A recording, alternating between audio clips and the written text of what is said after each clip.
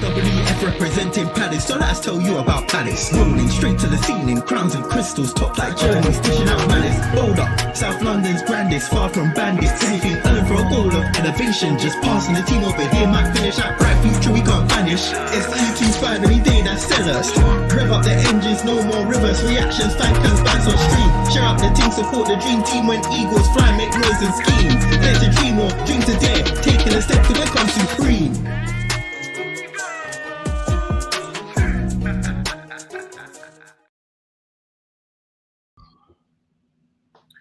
Big up everyone, welcome back, and the Premier League is officially about to begin.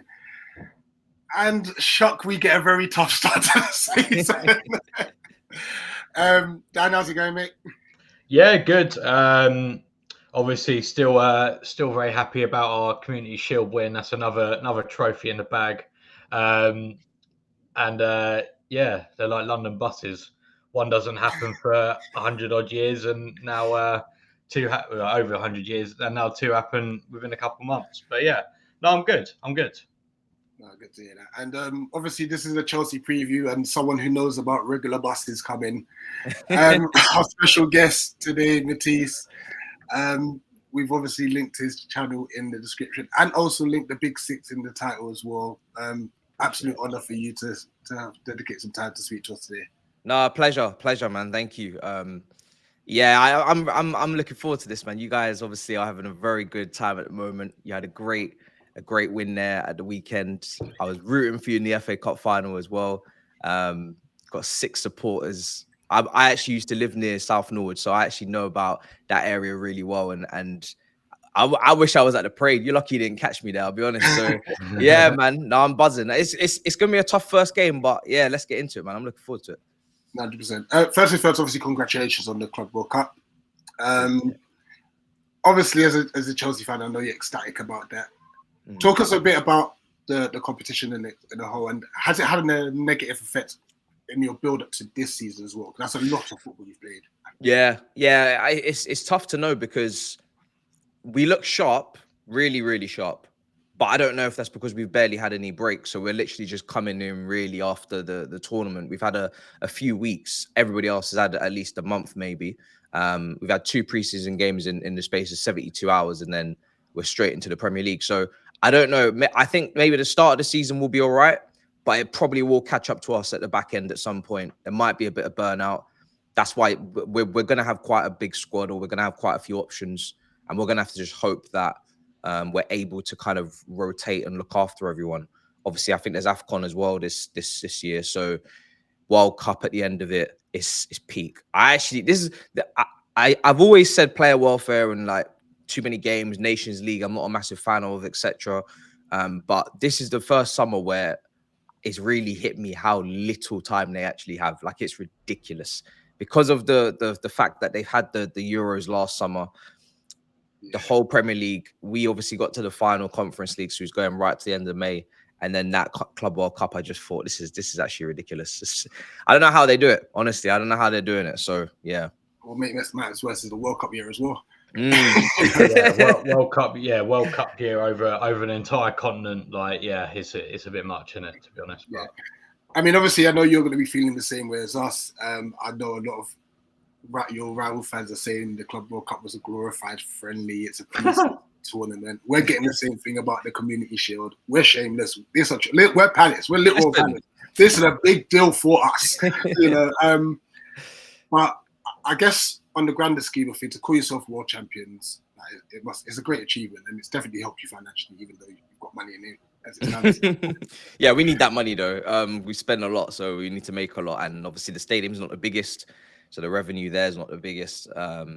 We sell very well, which is good as well. And to be honest, the one thing I can say with us, even though we have bought so many players, is that we're very quick to get rid of them if it doesn't work out. And I think the wages being low, the contracts being long, so we're never letting people go for free. I don't think under this regime whatsoever. That's not going to happen. Which we see happen with quite a few clubs now, which is it's not great, you know. It's not great, and I know you guys got a few contracts there running out. Yeah, I can see you smiling, bro. I was actually talking about, you know, Liverpool and Arsenal and whatnot, but I can see you even think, damn, Mark Gurhey over there, contract running down. So That's We're definitely going to speak market. Yeah, we're yeah. gonna talk about him. A lot of people are skeptical about the long contracts, and obviously there's obviously risk with it because if like a Mudryk, you got yourself in a situation where unless he's breached it, which he probably has, but they're maybe just not too bothered to completely terminate it. Maybe his wages are too low, or maybe he's taken a cut, or I don't know what's happened there. But 9 times out of 10, 99 times out of 100, that doesn't happen.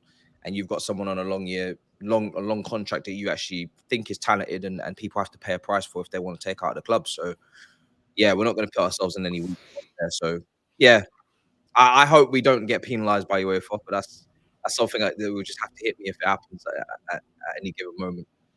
Yeah, no, I mean, talking your transfer business, I'm expecting that you're really happy with it so far. But then obviously, I'm gonna kind of like double up that with the whole aspect of Cole now out for a long period of time.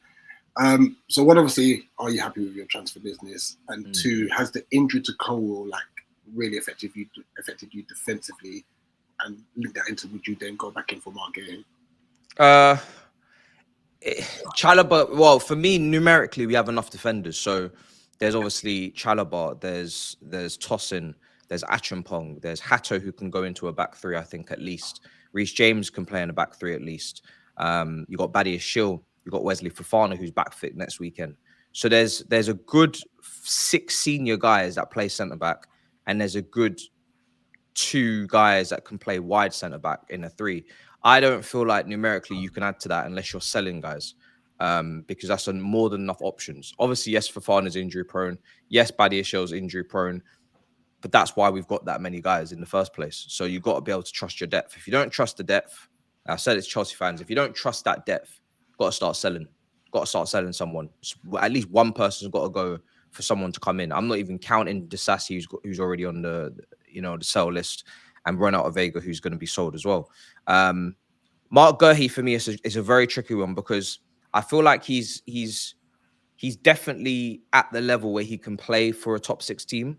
But a lot of the top 6 teams have got centre backs where it's not clear whether or not he's completely stepping in to start or is he coming in to kind of compete. And that was like the case with Konate, Van Dijk. He could start next to Van Dijk, but he could also not, because I feel like Konate aerially will be stronger. So in a World Cup year where you're going for your England spot, that's very, very complex. If you're willing to take the risk of not always playing, which is, I don't think it's going to hamper him getting in the team, because I think as a centre back in England, he's got to be in that squad. He had a really good Euros. We got a lot of issues back there. John Stones is injury prone. Joe Gomez injury prone.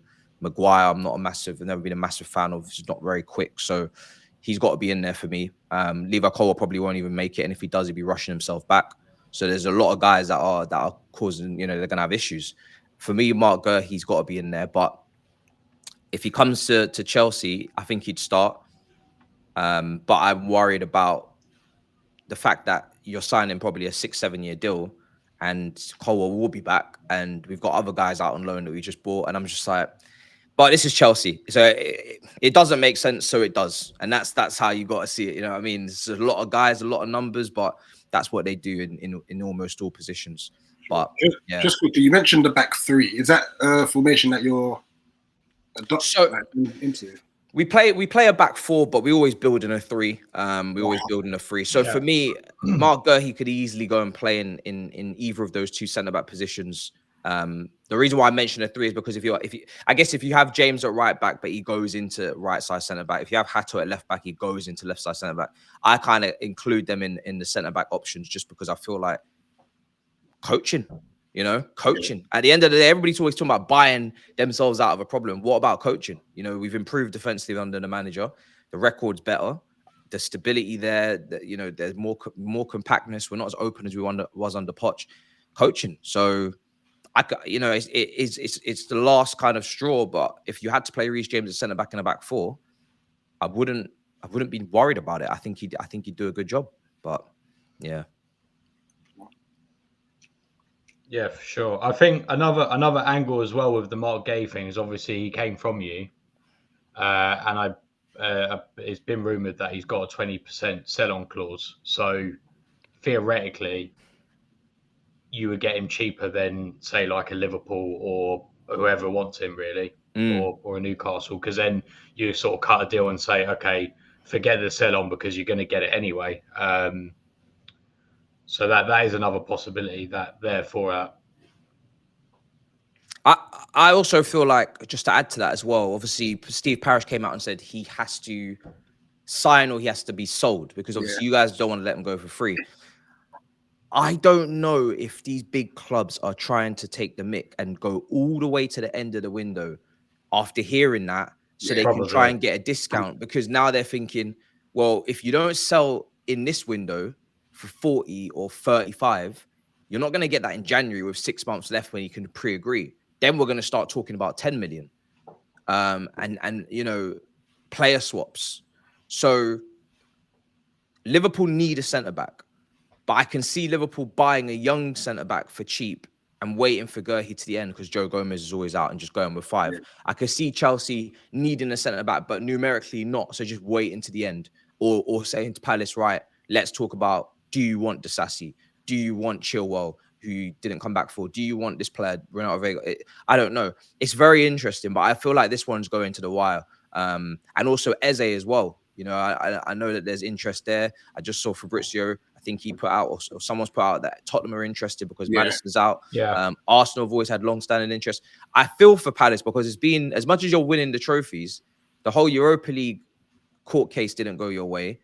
And now you got the spine kind of getting ripped out. And we've seen what happened to Bournemouth this season in their defense, Liverpool, Madrid, PSG. We've seen what's happened to Brentford. We're seeing what's happened to these mid-table teams that are trying to get themselves up the league into Europe. The trophy's been won, trying to build. But the lack of quality in the top 6 last year was so low. I mean, 2 of the clubs were in a relegation battle almost, which is unheard of. City were awful. And Arsenal dropped off, really. Outside of the Champions League, the quality, and I was watching, obviously we do all the big 6 games at the Mob, so I watched all of them. They were awful games. The standard was so bad, and the mid-table teams had so much quality, so much star players that walk into these teams. It's like all the clubs have figured it out and said, listen, this window, we're coming for all you guys. And that's what's ended up happening at the end of the day. Yeah, and just before we move on to the next topic, you made a point about Parish coming. And I think that's the frustration from us, because Parish should have just played poker face. Him coming out and admitting, listen, we've got to sell him. The clubs are like, oh, okay, we'll wait then. You know, if it was a case where we kept him, he had to go on a free, at least just play poker face. Like, we're not going to gain any money now. You've literally thrown all your cards on the table and said, we're desperate. You know, which is a hindrance. Plus, we've got to think, Mark Gay himself may be thinking, why should I move? Yeah. I can sit tight, go on a free and get a much bigger deal. So the only thing I'd say to that is him and Eze have seemed like they're doing this much more professionally than someone like Isak. Yeah, or Wisser at Brentford, you know. These guys got no manners, no table manners, no knife and fork. I've just seen the Ornstein one with Isak. He said, it's crazy. Game for never playing again. Yeah, these guys got no manners, bro. They're just doing a madness. They're doing a madness at the dinner table. So I just see you guys got players that are respectful of your club. I think they're respectful of the fact of what you've done for their careers. I think your recruitment, when you had that window of getting rid of Gary Cahill, I think it was Scott Dan, you brought in loads of young players. I think Guehi was part of that. That was your best window. Like, that was such a good window, man. And I think they know that you guys have done well for them. And I think they of course they want to move. They want to play Champions League, but at the same time, they just want to do it respectfully. And I think he's your club captain, isn't he? Yeah, so there's ways of doing things. There's ways of doing things. And he knows he holds all the cards. Him leaving on a free, you can get a bit more agent money, but you shouldn't be doing that to a club that have put you on a lovely platform.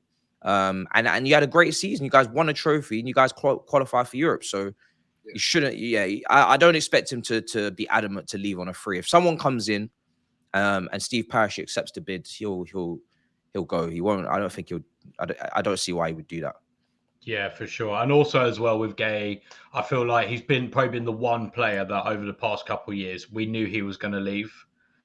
Like the other players, it was kind of like, are they going to stay for another year or something? But we always knew that if the right bid came in for Gay, we knew that he would probably go.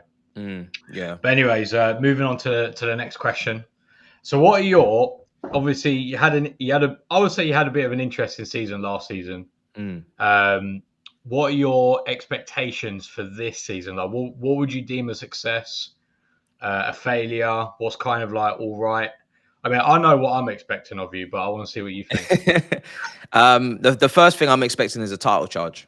Like at the end of the day, we're Chelsea. We're not some random team that is just like plucky and hoping for, we've got a young squad, so we need to just take our time. Nah, we've had enough time. We've had more than enough time. You know what I mean? A lot of these players are going into their third season. They've been there maybe 3.5 years, some of them. And they have shown a mentality shift in the last few months. From Fulham away, Neto's winner, all the way up until now, they've been on a great run. The only 2 games we've lost, we've been down to 10 men.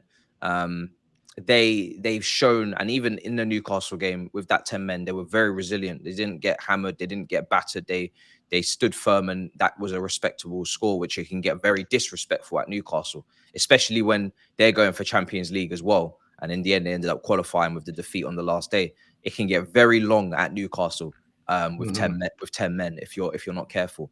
So I was very impressed with that performance, to be honest, even though we lost. And the Flamengo one was just, I don't even know what went on there. You know what I mean? That was just, you just got punched in the dark. Do you know what I mean? You don't know who to blame. I don't know what was said. Don't know what happened. So that was a mad experience, that one there, because they were great.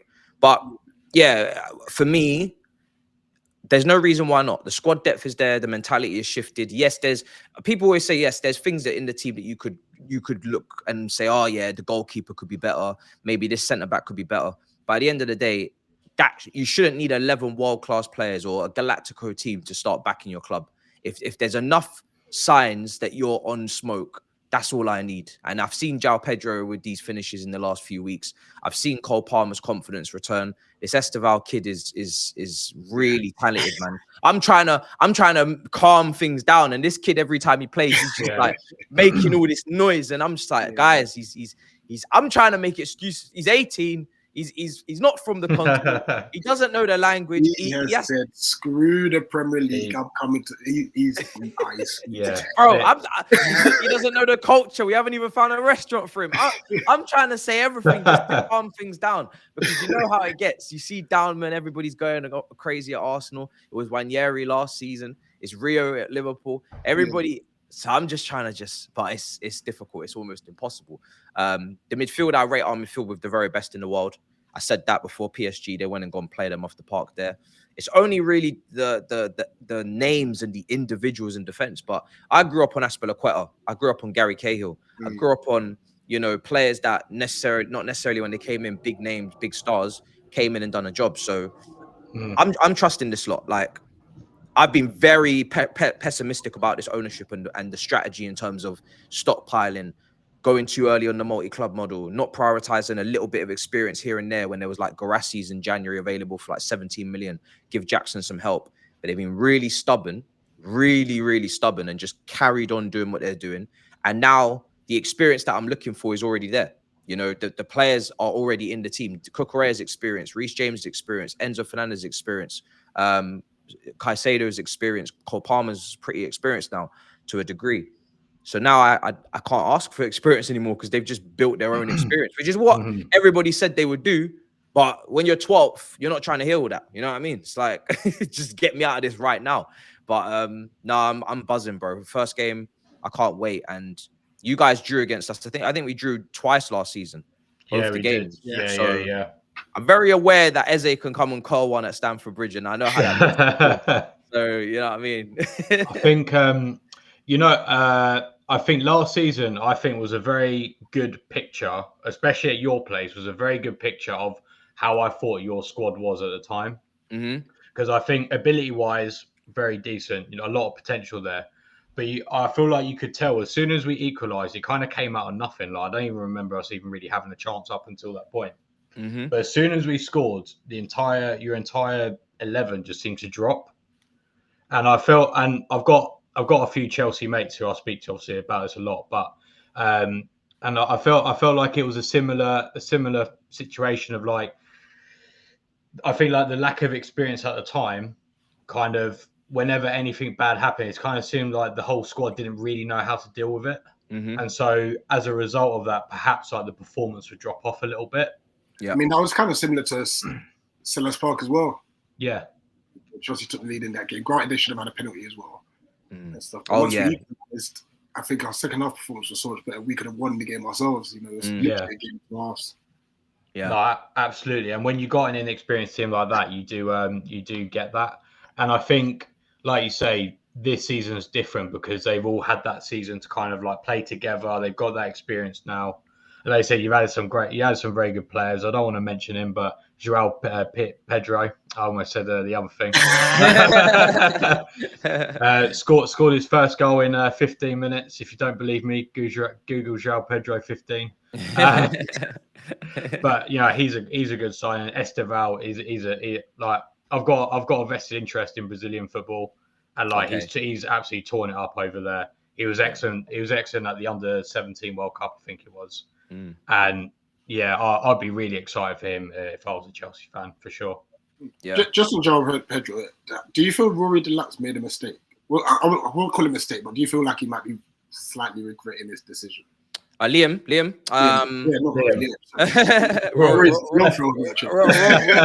Rory's living life. No, I don't think Liam's made a mistake. I do feel like Liam needed this. I don't think Liam should have been walking into Man United or Chelsea as first choice. I always felt like Liam should have been coming in as an option. 4 competitions, big aspirations, big pressure. I think it's best for him that he's coming in with someone like that. And the great thing about João Pedro is he doesn't have to play up front. You know, when he first came in, the expectation from me was he was going to play just off the front, man, or he'd play in maybe in a front 2. We'd working on that a little bit in preseason. But then he just started smashing in goals, and next thing you know, he's up front. He said in a quote that, you know, he doesn't see Liam as competition. He just sees it as great options for Chelsea, which is great. Whatever way you want to take it. But I feel like Pedro is so positionally versatile, and he's well-rounded in his game so much. He's not thinking about, you know, one position. He's thinking about if I play up front, I need to score. If I play in the 10, I need to create. If I play out wide, I need to beat my man. Like, he's just focused on contributing, and he just happens to be contributing with the goals. But he doesn't have a record of 15 Premier League goals, 20 Premier League goals, season in, season out. So as much as he's off to a great start, you still got to do that kind of season first before we start, you know, rubber stamping you as the guy and the only guy. Liam Delap's a different option. There's some things he's weak at, something he needs to improve, but he's very good at ball striking. You know, his the way he slaps that ball is really, really, really good in comparison to Jackson. And he always wants to make runs in behind. I feel like he's the perfect guy to bring on with half an hour left. Especially if you're leading a game, you got Liam Delap coming on, who's just going to argy-bargy into people, and he's going to make runs, and he's going to press, and he's just going to be an absolute annoyance. That's exactly what you want. It just reignites the whole team. Loads of energy goes back into the side. And I think it suits him because there's more space in behind. As much as he's from City, and I think he's technically, he's got a cross on him. He's got a nice shot on him. Technically, he's very secure. I do think he's better with direct football and getting in behind and playing it early. I haven't seen him against low blocks yet, but I know João Pedro for me is better suited to those conditions. So yeah, you need different options for different games, definitely, man.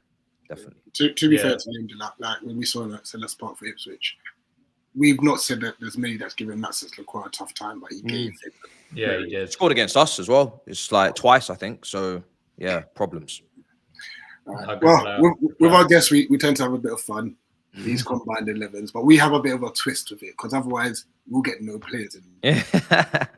So we'll bring up this website. It's a combined 11, but you must have at least 3 Chelsea players.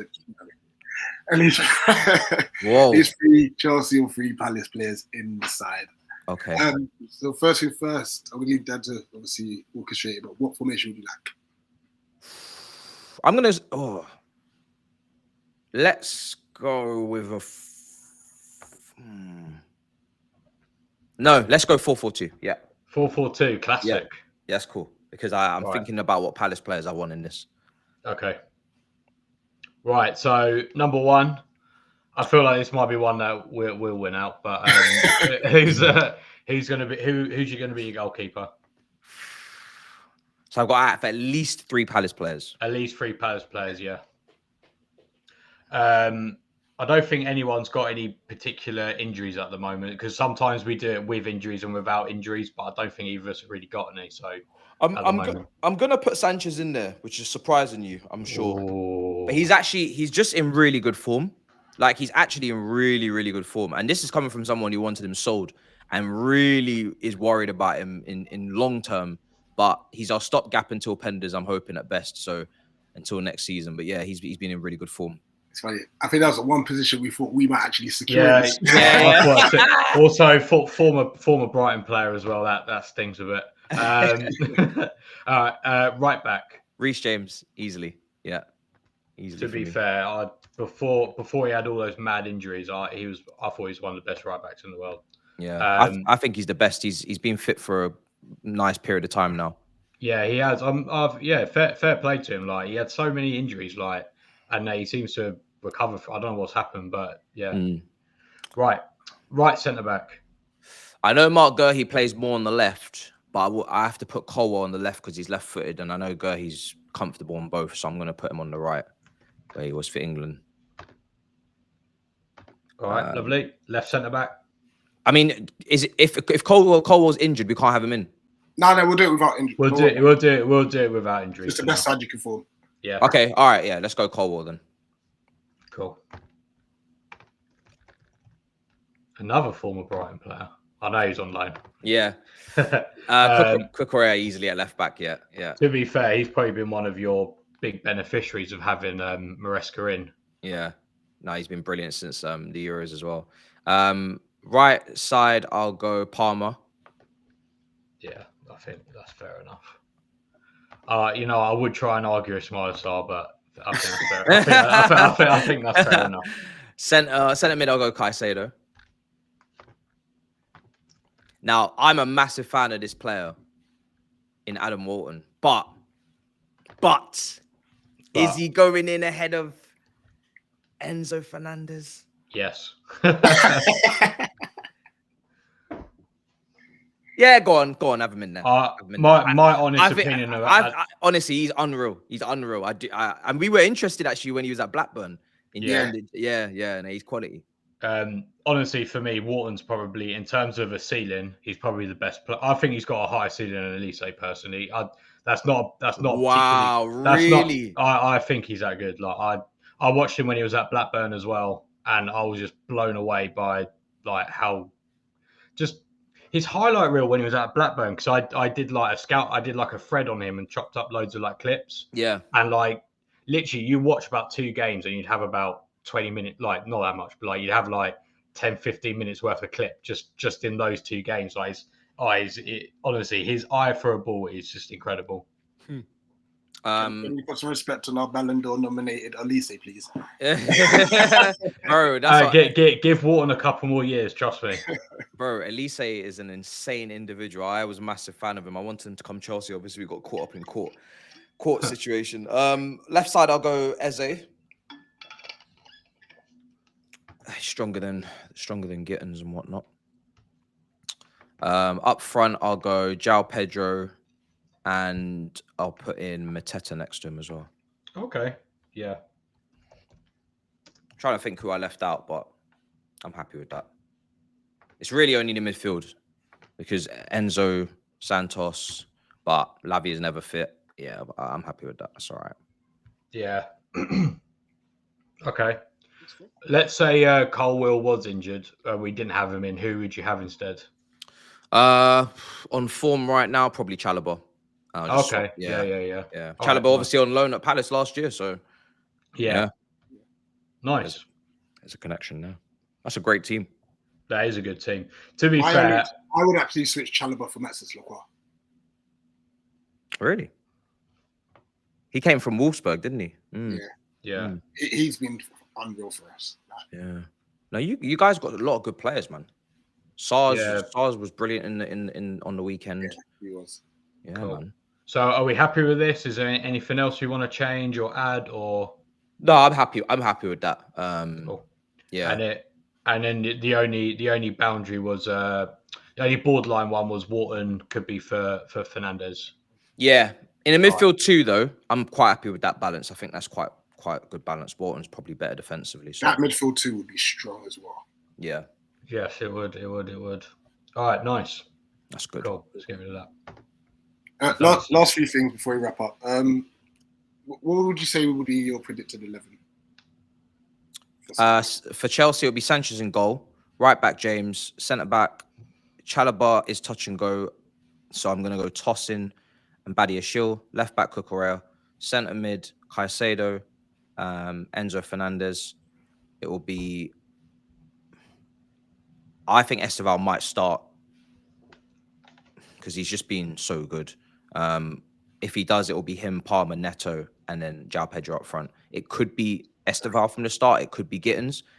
But I feel like Esteval's he's had such a good preseason there, those 2 games. I just feel like he'll probably start. Yeah. And how do you see the game going? I think it's going to be tough. It's going to be really, really tough because you guys are a really good team and you have a good record against top teams as well. Like you cause problems. But I think we'll get the win. I think the players will be so excited. I think the ground will, for once, have a good atmosphere. And I think even if it's a 2-1, or I think we'll win the game. Just got too many options, and I think even off the bench as well, it's just too many guys on the bench that can hurt teams. Whether it's Gittins coming on, whether it's Delap coming on, whether it's even Simmons look like he's going to get added to this. Garnacho look like he's going to get added to this as well. The midfield. Yeah, it's just a lot of options, man. It's gonna be they're gonna come out the blocks flying. I think first. Yeah, that's quickly. I know we wasn't going to discuss it, but Garnacho, obviously, I've watched quite a bit of you and like DR Sports, you and Flex going and stuff like that. Like, time for you. Yeah. Do you think you'll get the best out of him, considering how toxic things got? I don't know, man. I don't know.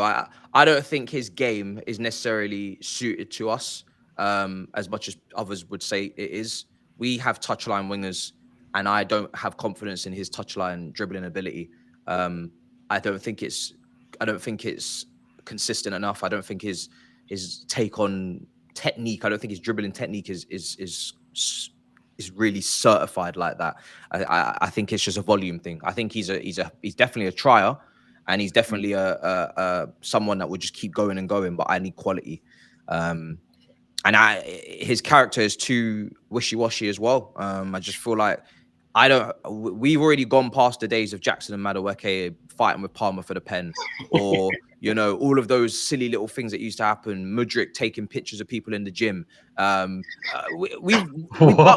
We're done with all that, bro. Getting cussed off by Joey Swole on Twitter. You know what I mean? What else happened, bro?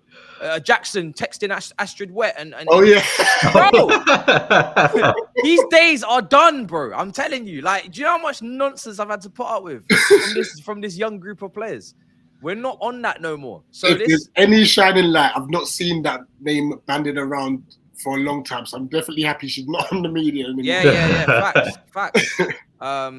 So yeah, we're done with all of that. It's really time to be in a title race, and it's time to win trophies. So if Garnacho's coming in here, then Enzo Fernandez, his countryman, better whip him into shape, because there's a zero tolerance on nonsense. No leaked lineups from your brother. No pouting and moaning if you're subbed. No moaning or pouting if you're on the bench. If you're coming to Chelsea after Man United's situation and their willingness to get rid of you, you're blessed. So he needs to fall in line and be a squad player and work hard. I don't want no attitude issues. Otherwise, I'll be onto him immediately. It's going to be it can't run. It cannot run. I'm done with it.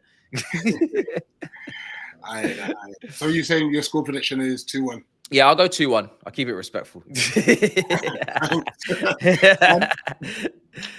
I'm gonna go. I don't think we'll. I think we'll lose. I think our record there isn't very good, and yeah, I think it'll be 1-0 Chelsea personally. Yeah, I'm going for a optimistic 1-1 draw. I expect us to lose though. You jerk up. Matthias, thank you once again for obviously just. Thank you very much. Pleasure. Please just shout out to everybody where they can find you if they don't know this already, by the way. Yeah, I mean, MAH on YouTube. There's content going up there. Still need to do my Premier League predictions. Absolute mess this week. So much going on. Put us in 12th. We always finish 12th. I probably will. I probably will because of the whole Eze situation and Gurhi. So I probably will. But yeah, MAH on YouTube. Also on the Big Six as well. DR, you'll see me there. And yeah, man, pleasure for being on, guys. Really enjoyed this, as I knew I would. You guys were great. And yeah, man, looking forward to the reverse fixture. We'll probably see each other again, I'm sure. No, I really appreciate that. So, guys, obviously, make sure you go and subscribe to my Big Six and DR Sports. Great content and stuff. Great banter, especially when it's, the weekend roundup and all of that stuff. And yeah, honestly, once again, we're so grateful for you to dedicate some time to chat to us, And yeah, that's it. Like, share, subscribe, everyone. And as always, up the Palace. Up the Palace. Big up. Eagles.